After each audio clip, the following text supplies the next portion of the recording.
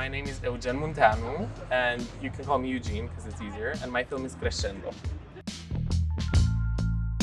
So my film, as a short little synopsis, is about this guy walking into his apartment with his old cello, tries to play it, his house gets invaded by all these tiny little people with concert tickets that sit down, watch him play, and they start, berating him with his mother's voice, telling him he's so lazy, that he's too lazy for his talent, that it's such a pity that he quit cello and he has to play louder and louder and louder over them. And he breaks his bow and realizes that this is just his, stress. We have this expression in Romanian, pitici pe creier, which is like tiny people on your mind.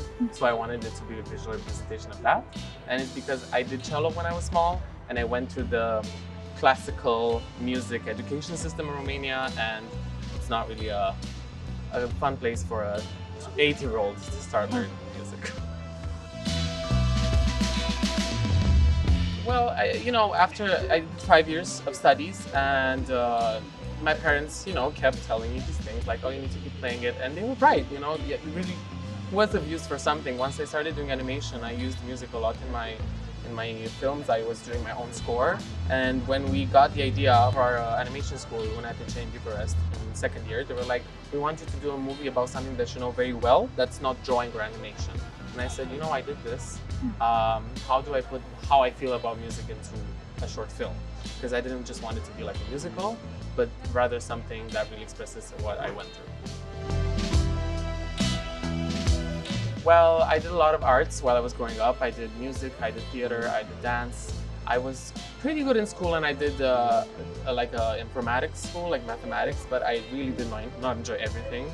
So I found animation as sort of a combination of everything, but the only thing I didn't do was drawing. So I gone to the drawing courses, and the Bucharest school, UNATC, is really focused more on the directorial education of it, not the technical part.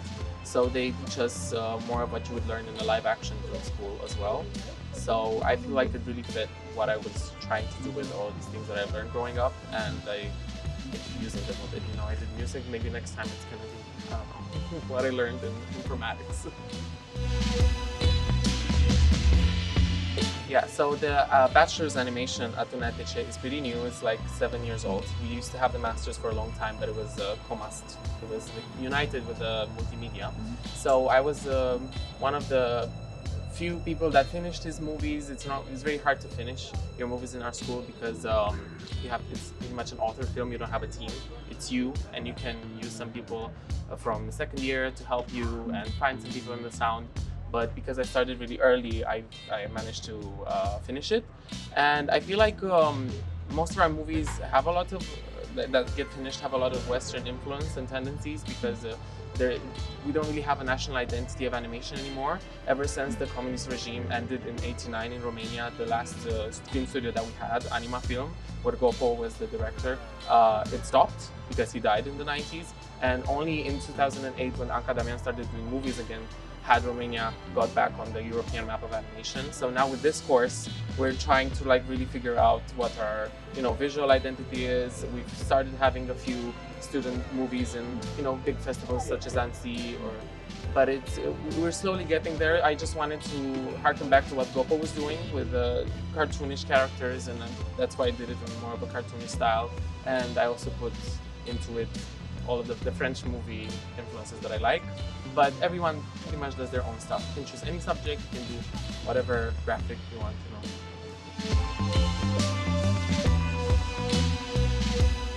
When I saw that I was selected for PrimaTeen, I was a bit surprised, but then I kind of realized this would be relatable to someone that's sort of still growing up or coming of age, because that's the age that I was, getting inspiration from as well. I was 14 when I stopped doing cello, and that's when the stress kind of started. When you quit something that you put a lot of time and money and your parents really pushed you to do, you also get a lot of regret and a lot of resentment from those people. So I feel like I wanted to do it specifically for music in my case, but using these expressions in Romanian that every child hears. Ești brânză bună în bucăți de câine means you're good cheese in dog skin, but it means you have a lot of potential, but you're not working for it. And I feel like as children, maybe sometimes we're pushed to do things that we don't like, that we're good at, because it gets results, because it makes the family proud. And that is relatable, as I've heard from people, in a lot of other domains as well. Like after I played the movie to some of my colleagues, they're like, oh my God, I heard this when I didn't go into law school. I heard this when I stopped to, I don't know, sewing.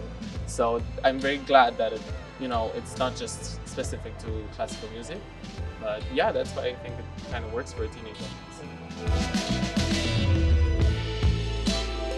Well, I'm excited to learn a bit more about Hungarian culture. I want to apply to a certain very good university that is in Budapest for a master's next year. So I'm very excited to meet people that might, help me with networking and making friends. And I'm also excited about the food. Very excited.